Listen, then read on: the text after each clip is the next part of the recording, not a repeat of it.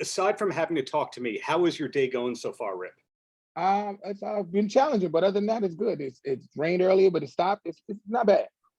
Are you dialing in from somewhere else in New York? I know you're a Chicago guy that moved to New York.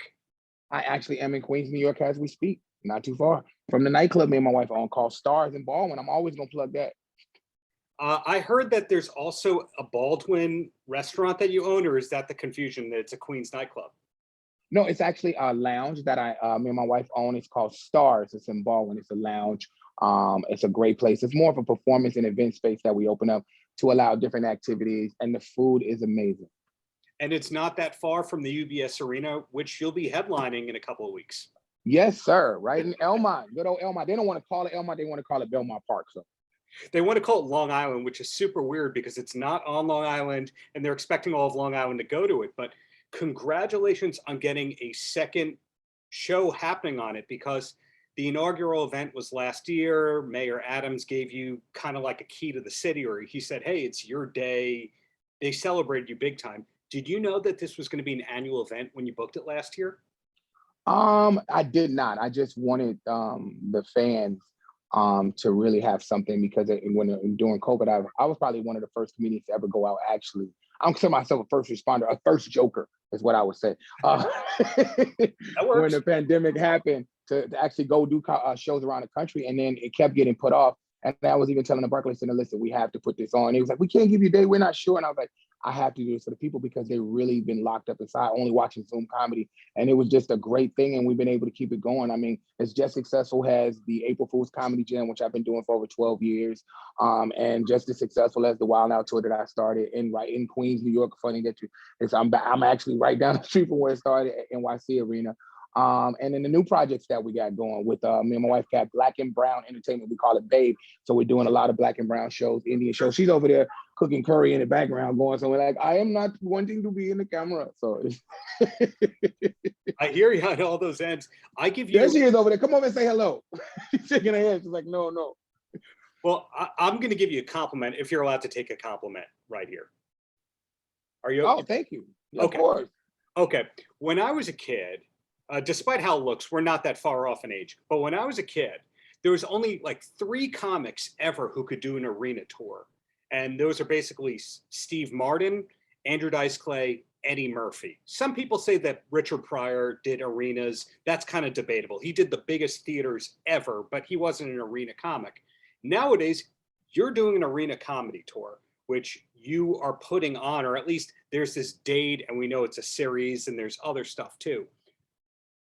When you have to prepare material that kills in an arena, that has to be really tough. Are you doing a lot of workshopping before a big show like this? A lot of club and warm-up shows?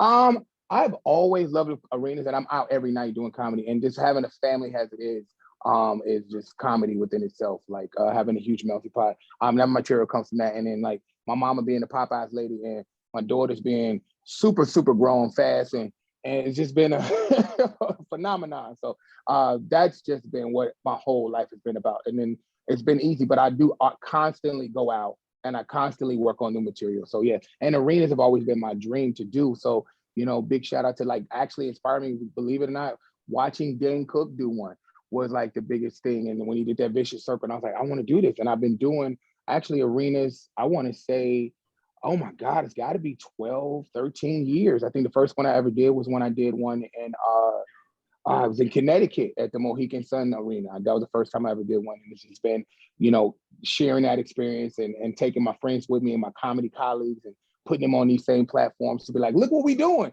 We in 17,000 seats. And it's just amazing what you can do when you put your mind to it. And people love it. And I offer them so much entertainment, and I keep it low. So I want everyone to enjoy it. I mean, I keep my tickets at $30 just so not one person can be denied, because a lot of these shows be $300-$400. You see Chris Brown charging $2,000 for a meet and greet, Beyonce. I just keep everything affordable, fun pace, and I keep adding all my music friends and all my comedy friends, and I just keep this huge thing going. Before I ask you about the music end of it, you mentioned Dane Cook, and everybody who follows comedy knows that Dane was really successful headlining the arenas, but they didn't realize he was also renting out the arenas and promoting them. So on the business end, he was successful as both the performer and the producer, which is what you do. Did you know that about Dane? Did you find inspiration in that, or who was the first person that you realized was the performer and the producer? Dane and Russell Peters.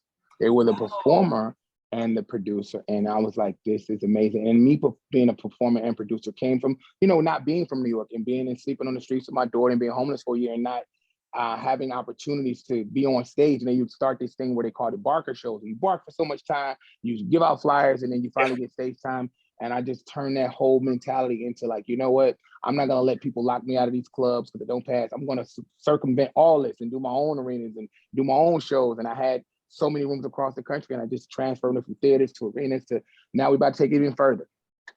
So it sounds like what was originally the problem, which is people saying no to you and making you give out the flyers and all that, turned out to teach you the lesson that made you super successful. In other words, all that struggle provided the exact opposite for you to be in this position now.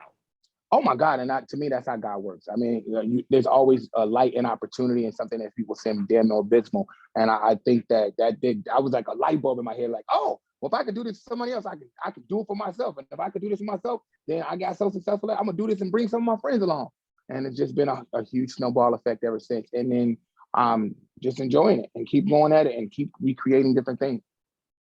And so the lineup of this upcoming show at UBS is incredible because if you just want comedy, there's Goddamzo, Brandon T. Jackson, Pretty V. If you like music, Neo, Trey Songz, August, some of the biggest singers on radio from the past 20 years, and then amazing comics. Is the hardest part putting together the lineup of this whole thing? No, I would say the hardest part is who's gonna close. I think everybody wants to close, and like this person not doing as much time, but it's actually not hard at all because all these people want to go on stage and we want to provide good stuff. So we all just be all trying to outdo each other. Oh, I'm gonna do this, and my performance is gonna be better in Chicago. So it's just fun. And the energy is great, and it's nonstop 2.5 hours of nonstop. You're never gonna get out of your seat for nothing. It's no intermissions, no dull moment. From the moment I touch the stage, it's me. Then like Jacquees opens it up, and it just continues this nonstop effect of just pure entertainment. I'll tell you, my favorite part about this isn't the ticket price, isn't the lineup. It's the fact that there's no check drop.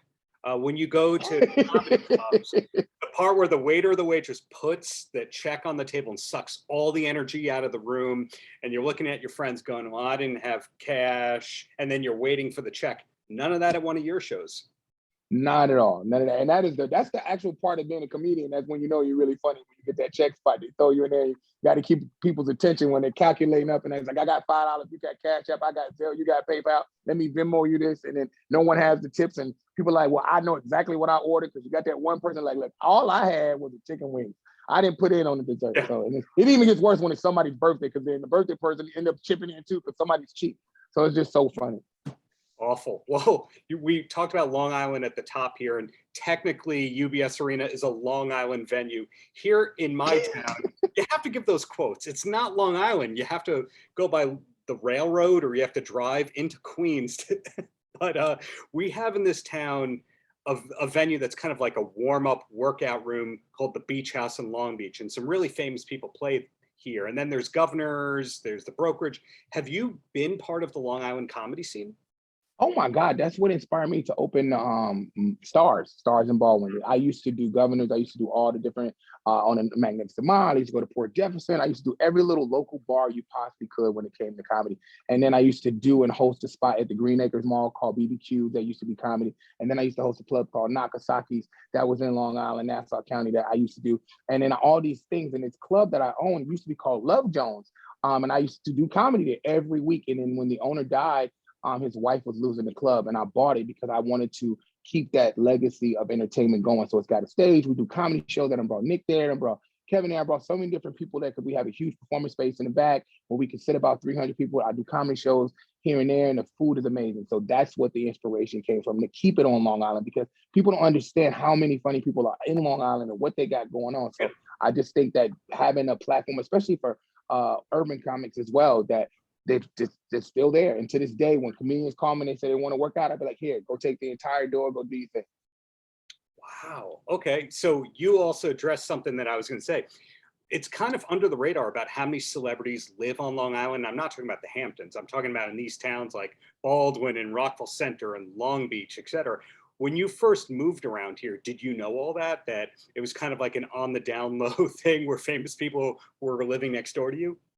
I had no idea about Long Island. I didn't think Long Island, to be totally honest, and I hope I can say it, I didn't even know they had black people. I was like, okay, that's just for white people in white clothes, and that's when you go sit on the beach. I didn't even know they had an Amityville, or I didn't know Amityville because of the movie, but I didn't know they had a Hempstead and a wine dance and a straight path. I didn't know that it was all this diversity and so many West Indians. And I was like, wait a minute, how did y'all put Brooklyn in Long Island? So no, I did it, and then all the celebrities that live up there, Busta Rhymes, Ashanti, so many different people that come from Mariah Carey. It's just insanely impressive of how many people actually are on Long Island.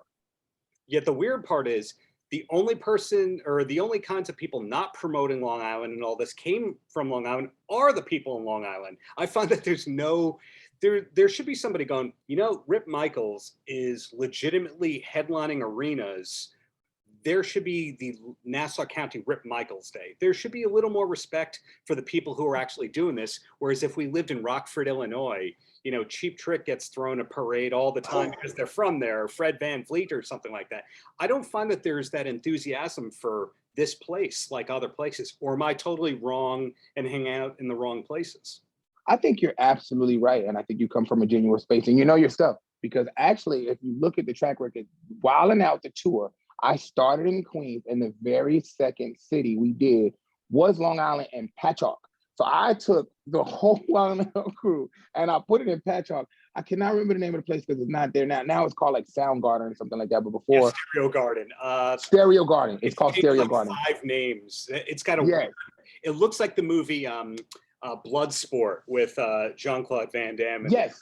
If you go there, we sold it out, and I got in because I did it in like 2 weeks. So when I did it, it was so funny because when I put it together, it was like, it's not gonna sell way out here. So I brought everybody out there, and it ended up the place only holds like 3,000. I think I ended up having like 8,000 people show up. So the town came, the mayor came, and people lined up all the way around because there is no ticketing system like Ticketmaster to stop people from just walking up. And it was just a phenomenon. And we ended up having to do 2 shows that night. Wow. Okay. Well, down to the last 3 questions here before I let you roam free. First thing is, I'm hearing all these towns, all this activity, and you really seem like a person who knows what's going on. Is there a big Rip Micheals organization, or do you personally just have your ear to the street on everything?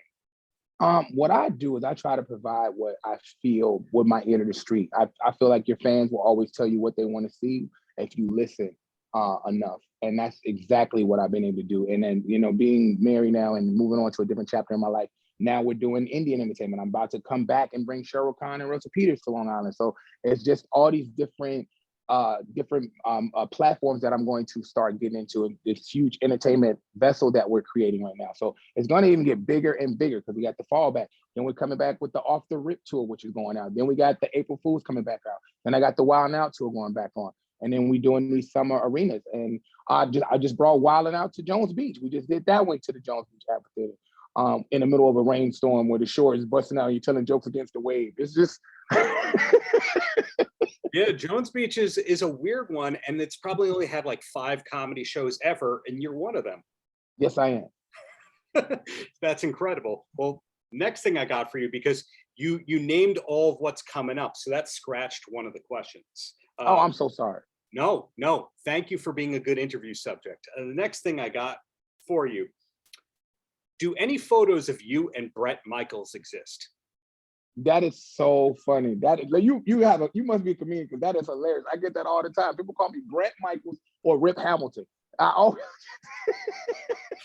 No, none that exists, but that is funny. Everybody always says that. Bret Micheals. And I'm like, no, that's not, it's Rip. But that is super hilarious. That is so funny. And it's funny because I actually have a TV show that is on Peacock NBC right now called Urban Eats and Treats. And that's funny, somehow it keeps coming back to Long Island because I brought Urban Eats and Treats, my TV show, and I filmed it in Long Island. And I had Nick Cannon as my guest. And the show is great because there's so many guests on it. Tamar Braxton, Shaquille O'Neal. It's a great show. We're about to start doing season 2. So, but yeah, that actually was in Long Island too.